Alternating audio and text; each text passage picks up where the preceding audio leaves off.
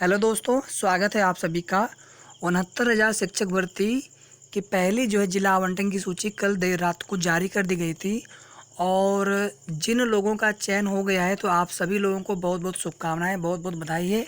और जिन भी लोगों का चयन नहीं हो सका है तो आप लोगों को बिल्कुल भी परेशान होने की आवश्यकता नहीं है। पहला काम तो आप लोग ये करें कि एक बार फिर से आप लोग अपना नाम ज़रूर चेक कर लें। रोल नंबर से चेक कर लीजिए, नाम से चेक कर लीजिए, फादर्स नेम से चेक कर लीजिए, आवेदन जो संख्या है, एप्लीकेशन नंबर है, उससे भी आप चेक कर लीजिए। अगर आपका नाम बिल्कुल है ही नहीं तो उसके बाद भी आपको परेशान होने की आवश्यकता नहीं है, क्योंकि सेकेंड लिस्ट काउंसलिंग की बहुत जल्द जारी होगी जिला आवंटन सूची। और उसमें कितना सेफ गुणांक रह सकता है, कितने लोगों का चयन हो सकता है, कितनी सीटें रह सकती हैं, कब तक आपका सेकेंड लिस्ट जारी हो सकता है, सारी चर्चा करेंगे। इसके पहले दोस्तों थोड़ी सी चर्चा, जो पहली लिस्ट जारी हुई थी आपकी, इसमें देखिए हुआ क्या था। मैं जब जिला वरीयता क्रम भर रहे थे, मैं लगातार कम से कम मैंने 10 वीडियो बनाए होंगे केवल और केवल जिला वरीयता क्रम को भरने के लिए। और मैं बार बार कह रहा था कि सेफ गुणांक आपका है मेरिट बनने के लिए, लेकिन जिला वरीयता क्रम में जब आपको जनपद आवंटन होगा तो बहुत लोगों के साथ ऐसा हो सकता है कि ज़्यादा गुणांक होने के बावजूद भी आपको जिला न आवंटित हो सके।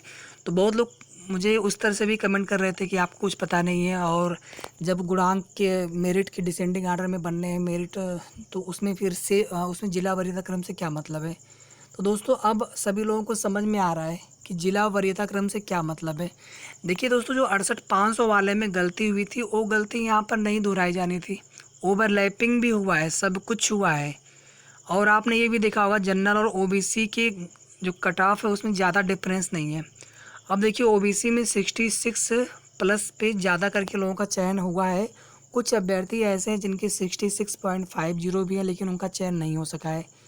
ठीक है, तो कहीं ना कहीं जो जिला वरीयता क्रम आपने भरा था तो उससे बहुत बड़ा फर्क पड़ा है, प्रभाव पड़ा है। इसके अलावा इसी तरह से जनरल कैटेगरी में जो लोग भी 68 के आसपास हैं, अभी देखिए दोस्तों पूरा सटीक आंकड़ा नहीं मिल पाया है अभी। एक संक्षिप्त में मैं आप सभी के सामने जानकारी रखना चाह रहा हूँ, उसके बाद फिर मैं आप सभी के लिए विस्तृत विश्लेषण लेकर के आऊँगा कि कितने अभ्यर्थी, कितना सेफ गुणांक गया है। अभी लोगों के कमेंट मिले हैं, थोड़ा और कमेंट मिल जाएंगे, थोड़ा और डेटा मिल जाएगा, तो उसके बाद फिर मैं आप सभी के पास जो एग्जैक्ट जानकारी होगी वो आपको देने की कोशिश करूँगा। तो देखिए दोस्तों, जो मैंने पहले लिस्ट के लिए सेफ गुणांक बताया था तो लगभग उसी के आसपास आपका सेफ गुणांक गया है। और सेकेंड लिस्ट में भी मैं आपको जितना भी सेफ गुणांक बताने वाला हूं तो उससे ज़्यादा, यानी उसके प्लस पे जितने भी लोग हैं, तो आप सभी लोग समझ सकते हैं कि आपका चयन होने की पूरी पूरी संभावना होगी। दोस्तों मैंने यही कहा था जिला वरीयता क्रम भरने के समय पे कि जब भी आप सेम गुणांक पर होंगे, सेम कैटेगरी में होंगे, तो उस स्थिति में जिनको भी जिला वरीयता क्रम में ऊपर पाया जाएगा, यानी कोई जनपद अगर आपने उसे क्रमांक नंबर 1 पे दिया है और कोई दूसरा आपके अभ्यर्थी जो आपका सेम गुणांक वाला है, सेम कैटेगरी का है, और उसने उसी जनपद को दूसरे क्रमांक पे भरा है, तो जिसने पहले क्रमांक पे भरा होगा वो जनपद पहले उन्हें आवंटित किया जाएगा।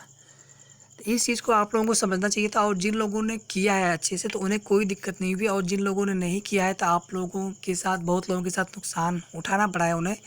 तो अब आप लोग बिल्कुल परेशान मत होइए, जिनका चयन हो चुका है तो आप लोगों के लिए बहुत बड़ी खुशखबरी है। समझ लीजिए कि आप लोगों के घर में बहुत बड़ी खुशियाँ आ चुकी है, और बस आप लोगों का एक काम बचा है, डॉक्यूमेंट वेरिफिकेशन। उसके बाद आप लोगों को नियुक्ति पत्र मिल जाएगा। और जिनका चयन नहीं हुआ है तो आप लोगों के साथ भी बहुत बड़ी खुशखबरी बहुत जल्द आप लोगों को मिलने वाली है। बस आप लोग थोड़ा सा इंतज़ार कर लीजिए। तो देखिए दोस्तों, 6 जून को तक ये सेकेंड पहली काउंसलिंग की जो प्रक्रिया होगी समाप्त हो जाएगी। उसके बाद जब सेकेंड काउंसलिंग की प्रक्रिया कार्यक्रम की घोषणा की जाएगी तो उसके पहले पूरी पूरी संभावना है कि 10 से 12 जून तक सेकेंड लिस्ट जारी हो सकती है, क्योंकि दोस्तों इस भर्ती प्रक्रिया को जल्द से जल्द पूरा कराना होगा। और आगे आप देख पा रहे होंगे कि आंसर कुंजी विवाद की वजह से भी कई तरह की अटकलें सामने आ रही हैं कि क्या कॉमन अंक सभी को मिलेंगे और कितने अभ्यर्थी आ सकते हैं। तो देखिए उसमें क्या होता है, कल ये डिसाइड हो जाएगा। ऑर्डर रिजर्व हो चुका है अंतरिम राहत को देते हुए। तो दोस्तों सेकेंड लिस्ट में जनरल, ओबीसी, एससी और दिव्यांग अभ्यर्थी हैं, शेष लोग सेफ है। देखिए दोस्तों, दिव्यांग अभ्यर्थी में बहुत कम लोगों के कमेंट ऐसे मिले हैं, या फिर कह सकते हैं कि इक्का दुक्का ही कमेंट ऐसे मिले हैं जिनका चयन हुआ है।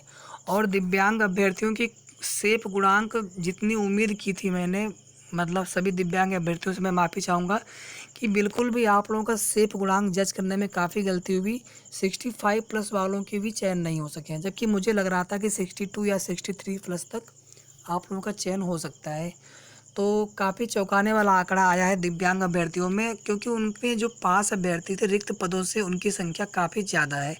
अब देखिए, ये जो सूचना मिल रही है आप सभी लोगों को कि दिव्यांग अभ्यर्थियों के लिए पीएच कैटेगरी में कोई भी सीट वैकेंट नहीं बचेगी सेकंड काउंसलिंग में। तो देखिए दोस्तों, ऐसा नहीं होगा। जब आपका काउंसलिंग प्रक्रिया समाप्त हो जाएगा उसके बाद ही आप ये चीज़ बता सकते हैं कि सीटें वैकेंट बचेंगी या फिर नहीं बचेंगी।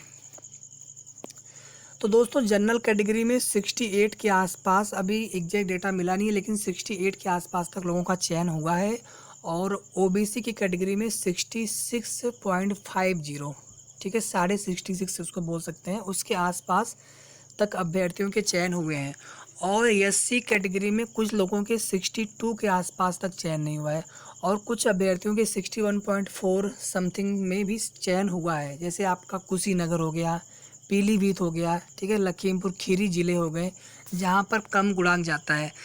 तो दोस्तों, मैंने पहले भी कहा था जिला वरीयता क्रम भरने के समय पे कि जिनके भी कम गुणांक हैं आप लोग अपने वरीयता क्रम में, भले ही आपको गृह जनपद न मिले, लेकिन जहाँ पर कम गुणांक रहने की संभावना है उन जनपदों को आप वरीयता क्रम में पहले दूसरे स्थान पर जरूर रख लीजिए, ठीक है, बल्कि उनको पहले स्थान पर रख के दूसरे स्थान पर अपना गृह जनपद डाल दीजिए। कम से कम आपका चयन जो है पक्का होना चाहिए था। तो देखिए दोस्तों, जो भर्ती प्रक्रिया चलती है तो कुछ ना कुछ लोग बाहर हो ही जाते हैं, लेकिन जो लोग योग्य हैं, अर्हता रखते हैं पूरी तरह से, तो आप लोगों का चयन होना चाहिए, बस मेरी यही इच्छा है। अब देखिए, जो सेकंड लिस्ट आपकी है, लगभग उम्मीद है, संभावना है कि 10 से 12 जून तक ये जारी हो जाएगी। दोस्तों, आप सभी लोगों से एक छोटी सी रिक्वेस्ट और भी है कि कोई भी काउंसलिंग कार्यक्रम से संबंधित कोई भी पीडीएफ मुझे शेयर करनी होती है तो काफ़ी दिक्कतें होती है, मैं शेयर नहीं कर पाता हूँ। तो मैंने आप सभी लोगों की सुविधा के लिए, आप सभी लोगों की मांग पर मैंने एक टेलीग्राम ग्रुप बनाया हुआ है, तो मैं उसका लिंक डिस्क्रिप्शन में दे दिया हूँ, तो आप वहाँ जा कर के उस टेलीग्राम ग्रुप से जुड़ जाइए। इससे क्या होगा, कोई भी जानकारी होगी तो बिल्कुल टेलीग्राम ग्रुप में भी शेयर की जाएगी, और अगर आवश्यकता पड़ेगी तो वीडियो के माध्यम से मैं आप सभी को बताने का प्रयास करूँगा। तो दोस्तों, आप सभी लोग जो है उस टेलीग्राम लिंक के माध्यम से टेलीग्राम ग्रुप में जुड़ जाइए। अब दोस्तों, बात कर लेते हैं कि सेकेंड लिस्ट जो है आपकी, इसमें कितने गुणांक को मौका मिल सकता है, कितना सेफ गुणांक रह सकता है जनरल, ओबीसी, एससी और दिव्यांग अभ्यर्थियों के लिए। दिव्यांग अभ्यर्थियों के लिए मैं थोड़ा सा भी रुकूंगा दोस्तों, क्योंकि दिव्यांग अभ्यर्थियों में भी सही डेटा नहीं मिल सका है। बाकी जनरल, ओबीसी और एससी कैटेगरी के लिए मैं बिल्कुल सटीक कट ऑफ बताने की कोशिश कर रहा हूँ। फिर भी ये फाइनल कट ऑफ नहीं है, ठीक है। अभी ये अनुमानित जितना डेटा मिला है, अभी आगे और भी डेटा मिलेगा तो आप लोगों को और भी सटीक गुणांक बताने की कोशिश करूंगा। तो आइए शुरू करते हैं सबसे पहले जनरल कैटेगरी के लिए। देखिए दोस्तों, जैसे कि पहले लिस्ट में जनरल और ओबीसी की कैटेगरी में ज़्यादा गुणांक का डिफरेंस नहीं देखने को मिला है, और जैसा कि आपने देख लिया होगा 67 प्लस वालों का भी चयन नहीं हुआ है। 69 प्लस की उम्मीद थी, बहुत लोग कह रहे थे 70 प्लस कट ऑफ जाएगा, लेकिन 68 प्लस वालों का भी चयन हुआ है। जी हाँ दोस्तों, और 69 प्लस में तो बहुत सारे लोगों का चयन हुआ है। जनपद जो वरीयता क्रम भरे थे आपने, तो उसके आधार पर भी कुछ जनपदों का कट ऑफ कम गया था, कुछ जनपदों का कट ऑफ ज़्यादा गया है। तो इस वजह से भी बहुत लोगों के हाई गुणांक पर भी चयन नहीं हो सके हैं, और बहुत लोगों के लो गुणांक पर भी चयन हो गए हैं। तो देखिए दोस्तों, पूरी संभावना है जनरल कैटेगरी में जिनके भी 65 प्लस अभी हैं फिलहाल में, ठीक है, 65 प्लस। ऐसा मैं इसलिए बता पा रहा हूँ कि मेरे हिसाब से कम 15,000 प्लस अभ्यर्थी, ये उनके फॉर्म रिजेक्ट होने की पूरी संभावना होगी। पहले जो काउंसलिंग आपकी लिस्ट, ये काउंसलिंग आपका कार्यक्रम किया जाएगा, क्योंकि इसमें ऐसे अभ्यर्थी होंगे, बहुत सारे ऐसे अभ्यर्थी होंगे जिनका नाम इस लिस्ट में है, और जो काउंसलिंग में भाग लेने के लिए भी हो सकता है आएंगे, लेकिन इसमें होगा क्या, उनके पास एनओसी नहीं होगा, ठीक है। कुछ लोगों के पास डॉक्यूमेंट्स भी अधूरे हो सकते हैं, अपीयर्ड वाले, बैक पेपर वाले, टेट पास नहीं होने वाले, या फिर कुछ देखने वाले, उन्होंने ऑनलाइन आवेदन भी कर दिया होगा, फीस तो लगनी थी नहीं उसमें। तो इस वजह से कम 15,000 या फिर इससे ज़्यादा वैकेंट सीटें रह सकते हैं आपकी सेकेंड लिस्ट की काउंसलिंग के लिए। तो इस वजह से दोस्तों, जनरल कैटेगरी में कम से कम 65 प्लस ये सेफ गुणांक रह सकता है। 65 प्लस अगर है तो आप लोगों का समझ लीजिए चयन कन्फर्म हो जाएगा, पूरी पॉसिबिलिटी है।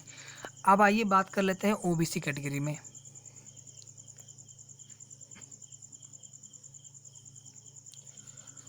ओबीसी कैटेगरी में दोस्तों जैसा कि अभी जो पहले लिस्ट के अगर आधार पर अगर बात की जाए तो 64 प्लस 64 से नीचे नहीं आ रहा हूँ मैं अभी, क्योंकि एक बार स्थिति क्लियर हो जाए कि कितनी रिक्त सीटें किस कैटेगरी में कितनी बच रही हैं, तो उसके बाद थोड़ा सा सेफ गुणांक सटीक बताने में और भी आसानी होगी। तो अभी आप 64 प्लस जितने भी लोग हैं ओबीसी कैटेगरी में, देखिए दोस्तों जो 65 प्लस जनरल से कम वाले हों 65 से, या फिर ओबीसी में 64 से कम वाले हों, तो मैं आप लोगों को ये नहीं कर रहा हूँ आप लोग बिल्कुल उम्मीद छोड़ दीजिए, उम्मीद आप लोग रखिए, ठीक है। सेकंड लिस्ट होगी, हो सकता है थर्ड लिस्ट भी आए, तो उम्मीद रखिए आप लोग पूरी तरह से, और अपने डॉक्यूमेंट से भी तैयार रखिए, बाकी कोई मौका मिलेगा तो आप लोगों का भी चयन हो जाएगा। तो ओबीसी की कैटेगरी में 64 प्लस अगर है तो समझ लीजिए कि आप लोगों का चयन हो जाएगा सेकंड लिस्ट की काउंसलिंग में, ठीक है। इसी तरह से अगर बात कर लेते हैं एससी कैटेगरी में, तो एससी कैटेगरी में 61 प्लस यानी 61.40 समथिंग पे उसके ऊपर लोगों को, कई सारे लोगों के चयन हुए हैं।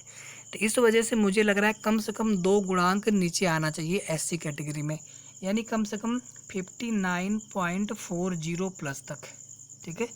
59.40 प्लस तक जिनके भी हैं, तो मेरे अकॉर्डिंग अभी तक का जो डेटा मिला है आप लोगों का चयन कन्फर्म हो जाएगा, पूरी पॉसिबिलिटी बन रही है। अब दोस्तों देखिए, जो फिजिकली हैंडीकैप्ड अभ्यर्थी हैं, दिव्यांग अभ्यर्थी हैं, आप लोगों में 3 कैटेगरी होती है। कुछ कैटेगरी ऐसी है जिनमें कट ऑफ ज़्यादा भी रहने की संभावना है, जो पहले लिस्ट जारी हुई है उसके आधार पर, और कुछ में थोड़ी गुणांक कम भी गए हैं, लेकिन अभी भी एग्जैक्ट डेटा नहीं मिल पाया है। मैं अभी फ़िलहाल में जो ओबीसी और जनरल की गुणांक है, सेफ गुणांक है, यानी 64.50, मैं अभी इसको लेकर के चल रहा हूँ। 1 मिनट के लिए इसको आप फाइनल नहीं मानेंगे, यानी इसके आसपास अगर आप हैं या फिर इसके ऊपर हैं तो मे भी आपको सेकंड लिस्ट में आपको मौका मिल सकता है सेकंड काउंसलिंग की प्रक्रिया में। तो दोस्तों आप सभी लोग हमारे टेलीग्राम ग्रुप से ज़रूर जुड़ जाइएगा। आप लोगों को लिंक नीचे डिस्क्रिप्शन में मैंने दे दिया है, डिस्क्रिप्शन में आप जाएंगे तो वहाँ पे आपको लिंक दिख जाएगा, लिंक पे आप क्लिक करेंगे, डायरेक्ट आप जो है ज्वाइन हो जाएंगे। तो दोस्तों आगे कोई भी क्वेरी होगी तो आप लोग कमेंट सेक्शन में जाकर के ज़रूर पूछिएगा। हो सकता है कोई डेटा अभी बताने में मैंने जल्दीबाजी कर दी हो, लेकिन ये फाइनल एनालिसिस नहीं है। अभी मैं आप सभी के लिए फाइनल एनालिसिस थोड़ी सी और डेटा मिल जाए तो उसके बाद लेकर के आऊँगा। तो दोस्तों इसी तरह से आप लोग हमारे चैनल से बने रहिए, और अगर अभी तक आपने हमारा चैनल सब्सक्राइब नहीं किया हो तो चैनल सब्सक्राइब कर लीजिएगा, वीडियो को लाइक कर दीजिएगा, शेयर कर दीजिएगा। तो आप सभी का बहुत बहुत धन्यवाद।